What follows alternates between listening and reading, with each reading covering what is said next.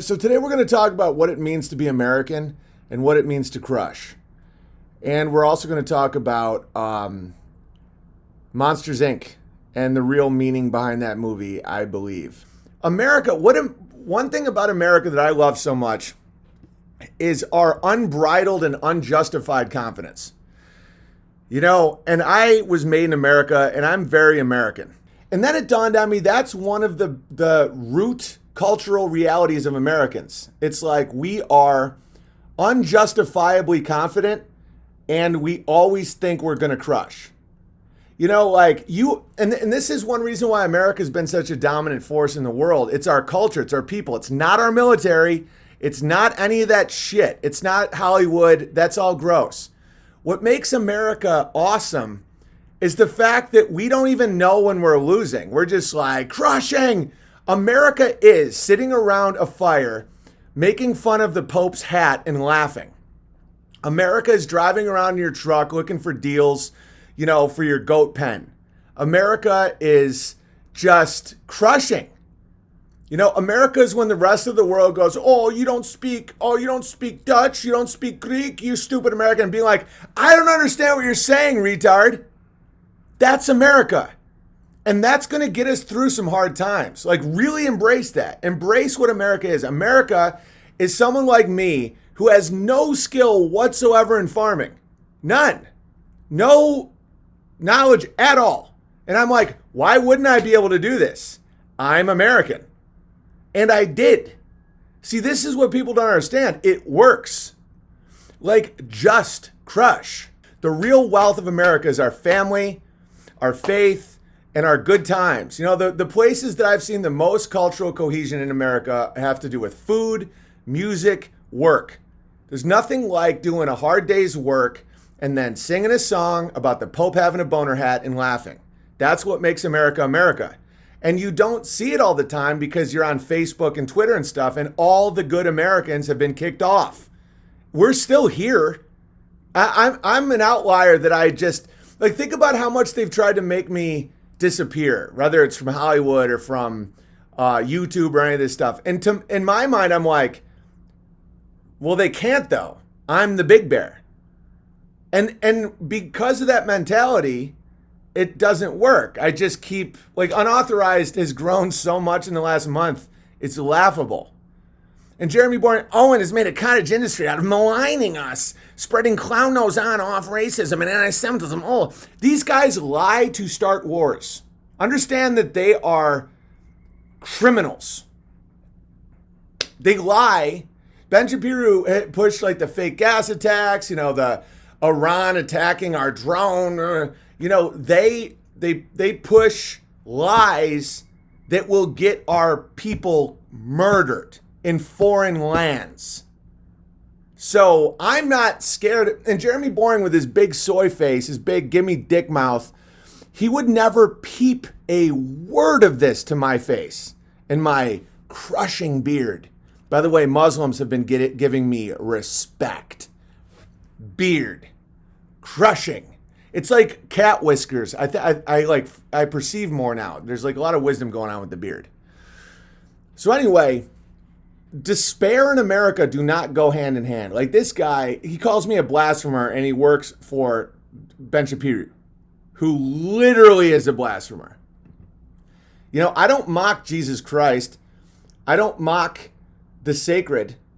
I mock the Pope. The Pope is a political figure who tweets out that we shouldn't get a wall, we shouldn't have guns, we should accept all the immigrants that big open mouth guys like this tell us to. He has a big fish hat. He has a giant Moloch statue in front of his house that he sits on all this Vatican knowledge that he won't let anyone read. He's got red shoes. He's a Jesuit, even though Catholics said Jesuits would never be Pope. They were this super secret, wing of the Pope that would never be Pope. Well, he's Pope. He's just a childless homo with a big bump.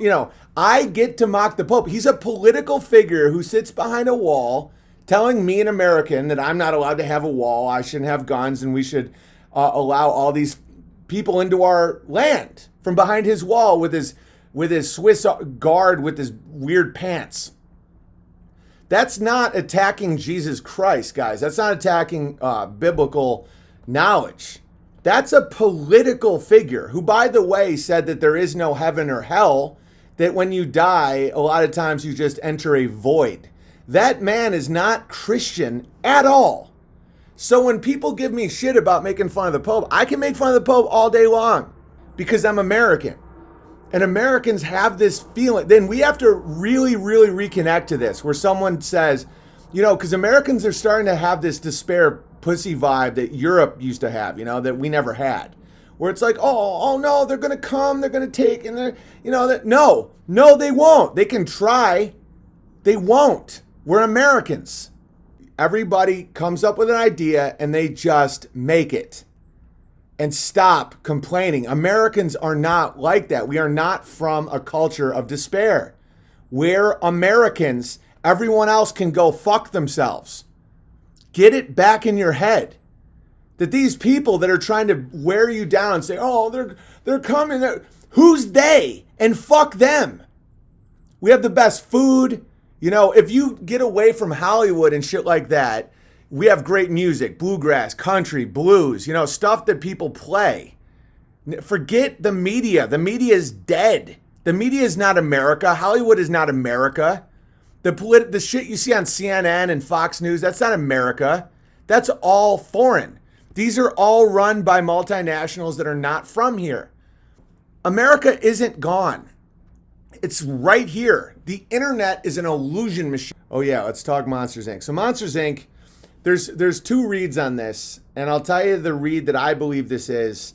I have talked about Monsters, Inc. in past videos, but I think I was wrong. I didn't think I saw it deep enough.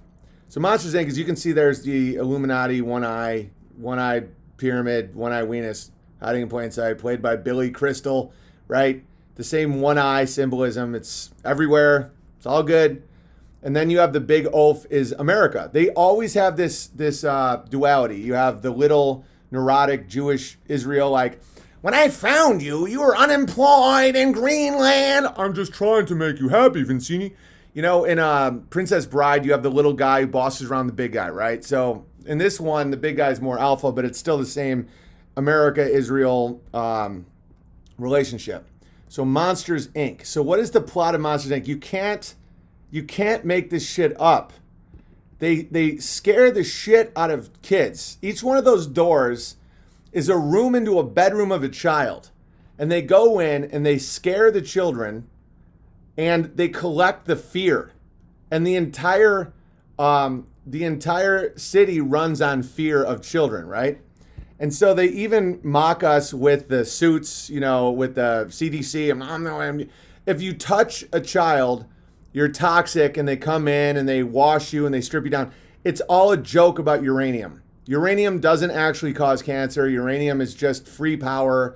Our power cartels invented this entire narrative of like nuclear bombs in Chernobyl and all this bullshit where the Geiger counter goes off and then they come in, they have to spray you down and rip you apart. And okay, so in this movie, it shows, it's bullshit in real life. It's bullshit here.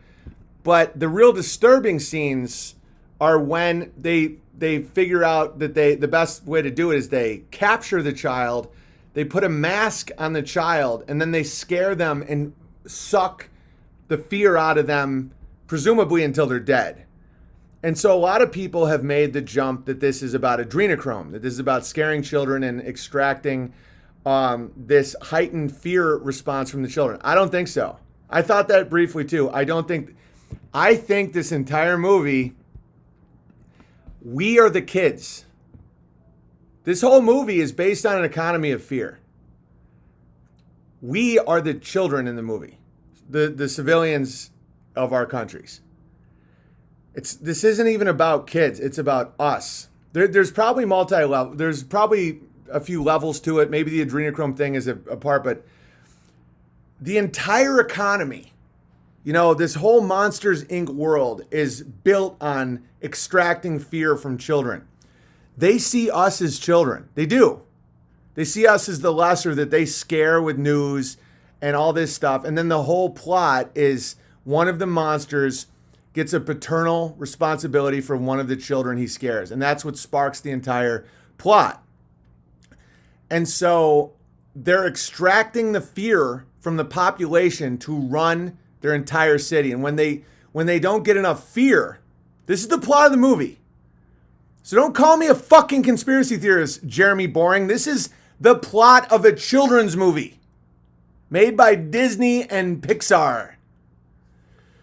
So if they don't get enough fear, the economy shuts down because the economy runs on literal fear in this. In our world, it's figurative fear. The fear is what makes us malleable. The fear is what makes us sacrifice our own children, whether it be abortion or indoctrination or anything, just the nonsense. Makes us stuff our faces with poison, makes us believe up is down, right is left. It's that. And the way they get away with it, these Jeremy Boring types, they say they're healing the world. There's a character in this movie where he's like, basically, when he finds out that this is happening, the main guy that you think is a good guy, when he finds out this is happening, he covers it up and he lets it happen. Because he's like, if this doesn't happen, our whole way of life goes away. And then the good news in the movie, it's still so disturbing that you can't, I've learned that the whole but there's a moral of the story. The damage is done. It's all about the images they're putting in little kids' heads. And my son, when I first watched this, he liked this movie until I was like, wait a minute, what the fuck is going on in this movie? Now we just watch Little House on the Prairie. All right, anyway. So they cover it up and they say, well, it's worth it to keep the economy going, to keep the lights on. We have to sacrifice a few children. That's how these people think. You have to understand, Jeremy Boring doesn't think he's wrong. He thinks that if he rids the world of vile alpha bravo males like me, hardworking, hilarious American males. I know I'm being, all right, I'll try and say it from his point of view. People like me are a threat to their fear economy because I give people hope. I mock the devil. Okay, that's still my point of view.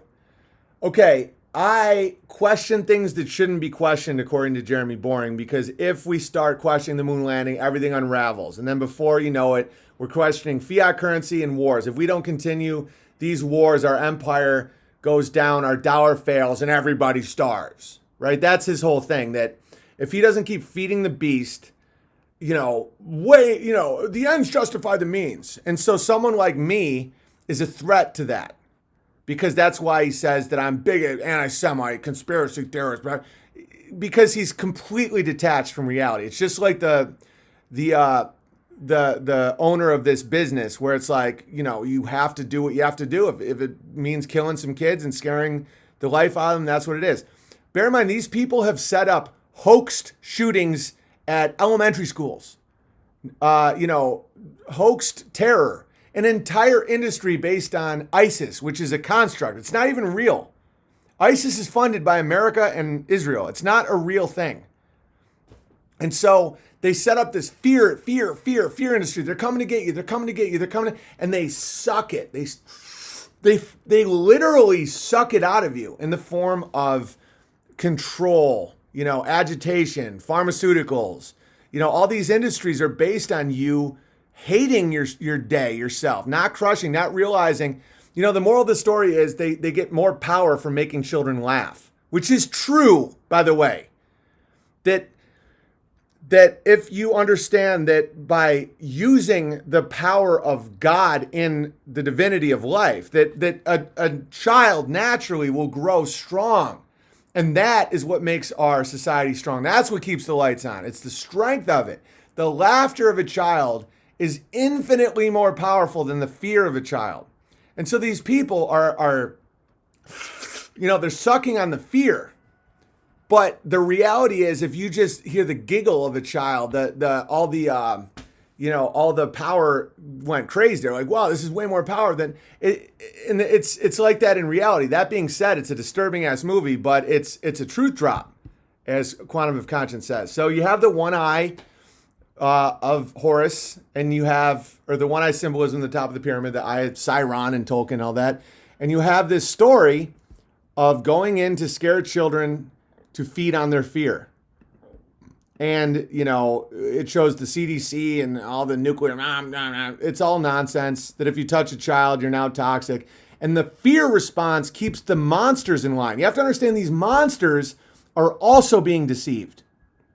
That's why there is no demographic of evil. That's why you can't just say like the Muslims or the Jews or the Christians or the Americans or the English, there's demographics that are more susceptible to nonsense, and they fall a lot more victim to the spells of evil than others because they're not grounded in reality at all. A lot of them are cosmopolitan. City dwelling people are a lot easier to trick, myself included. When I lived in LA for 15 years, you'd still like me. If you were, all the bears here, I wasn't a different person. Like if you saw me 10 years ago at the Improv, you can even ask people. Same dude. It's not like I had this big change, but I was not as awake. I was less aware of reality. I didn't understand many realities of life because I was detached from life. The city world is completely constructed. Nothing about it is real. Where you get your money, where you get your water, where you get your food, who you interact with, how control is issued in the world, nature, animals, hunting, nothing is real. And so these cosmopolitan type people live a life where they're completely detached from reality so they can be manipulated. These monsters don't even know what they're doing. They think that if they have any contact with a human child, they get stripped, they're sprayed. It's like this whole thing, and they fall for that too. They are unaware of how the whole city operates. And then the underground, this guy is now kidnapping children and sucking them, but the child is us. The first read of mine was also adrenochrome. Oh, they're hiding in plain sight. They're showing how they kidnap our children. They suck the adrenochrome. Dude, I've never known anybody who's had a kidnapped kid. I know it happens, and I know that these people, usually they get kids from like third world or Haiti and shit like that, Africa. And I know that happens. I know there's satanic rituals where that happens. But the big picture is that little girl sitting in that chair is me. It's you. It's all of us. And they, on the screen, they flash images of school shootings, naval shootings, the buildings just falling to the ground in New York City because of Muslims, because of this. And they just suck. They suck it. And that's how our entire economy is run. It's run on fear. And America is not based on fear. We are not a fearful people. We crush. And the American spirit is not gone. Now, this is why the New World Order bullshit is never going to work. Because just like in Monsters, Inc., they need us to feed on us. So the more dead they make us, the more, it's like, oh, another shooting, whatever. Oh, pornos, I can't even jerk my dick. It's limp. I can't, nothing works. I'm just whatever. There's nothing there to suck. It's almost like a village of vampires with nobody with real blood. What would they do? They just implode. They start fighting. The closer the New World Order types get to control, the more they infight and it all falls apart. They can't ever get there. It's the satanic bargain. They need us to feed. So they can't, it's like they're in a no, you think that we're in a heads, they win, tails, we lose situation because it's like, who are you going to vote for? George W. Bush or Al Gore in 2000? Who's the right answer? There is no right answer in that. They're both terrible. But we are the ones that are actually generating life. We're the ones that generate labor, life, everything. We're the spirit of America. And they can sit there and suck. But once they start sucking it dry, once kids they don't react, they're all trans, they're all on drugs, whatever. There's a shooting, who cares? There's no God. My name is Fabrizio. It's over for these guys. Then everything falls apart for them. That's the irony. It's almost like that's when the hunter becomes the hunted. That's when people just go, why are you doing this? And that's what's causing a lot of this awakening. For decades, for centuries, a lot of people didn't even understand that this was possible. And now that people know it, it doesn't work like it used to. It used to be like, look at the You know, in the same fucking weekend, they gave us Woodstock, Charles Manson, and the moon landing. That fried the brains of baby boomers. You know, they give you Bobby Kennedy, John F. Kennedy, Martin Luther King Jr., Malcolm X, all shot publicly, right? Then they give you Charles Manson, you know, a pregnant woman just cut out. And then the guy, you know, then they give you We Land on the Moon, the biggest triumph, biggest horror, Woodstock. You know, it's all about drugs and free sex. People are just like, and they're just sucking from it, right? And then come the malaise of the 70s where people are just like, oh, what pants do we even wear? I don't know who the fuck we are. And then 80s and then 90s. And now we're to a point where we can look back and say, I want what we used to have. And we're not here just to feed these people. I want a family. I want to pray to God. I want to speak the truth. I want to be healthy. I want to know how to live. I want to know these drugs are poisoning us. They're not helping us.